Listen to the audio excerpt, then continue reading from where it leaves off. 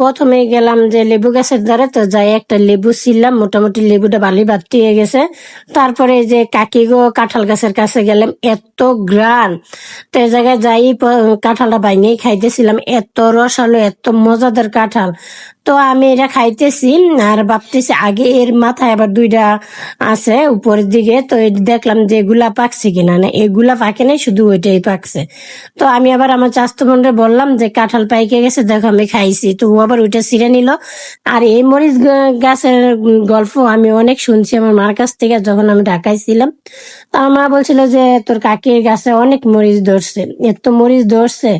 তো আমি আবার যাই মরিচ গাছটা দেখলাম যে কোন গাছে মরিচ ধরছে। তো আমার চাচাতো বোন উনি আবার দেখাই যাচ্ছে যে এই গাছটা এত মরিচ ধরছিল। তা আসলে মরিচ কিন্তু অনেক ধরছে, এত মরিচ তো আর খাওয়া যায় না। তা আসার সময় আরেক গাছে আবার কাঁঠাল পাইকে রয়েছে গ্রান।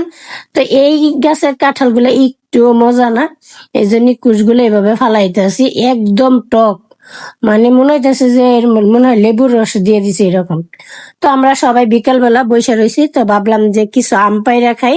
ওই যে এভাবে কিন্তু একদম পাকা পাকা আমগুলা কিন্তু একটু ওই না, ভিতরে যা হয়েছে যে পোক হয়ে গেছে, ওই রকম একদম পোক হয়ে গেছে, খাওয়া যায় না।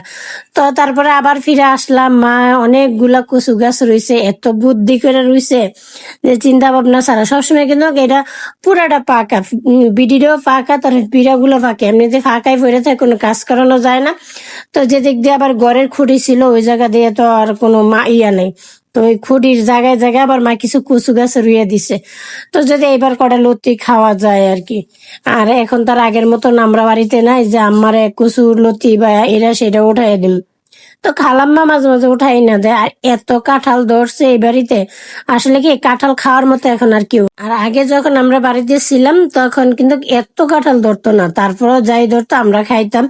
আর এখন তো মানুষ নাই বাড়িতে, ওইরকম কেউ নেই, শুধু আমার দুই ভাতিজি আর হচ্ছে আমার ভাইয়ের বউ আর আম্মা, এছাড়া আর কেউ নেই। আর মা তো ডায়াবেটিস, ওইভাবে কাঁঠাল খায় না। আর আমার ছোট ভাইয়ের বউ তো কাঁঠাল খায় না, দুই পোলাপেন ছোট ছোট, ওরা কি খায়? কাঁঠাল অপচয়, একবারে অপচয় হয়। মানে আমি দেখাও বা প্রত্যেকের গাছেরই কাঁঠাল নষ্ট হইতে আছে, এত পাইকার হইছে।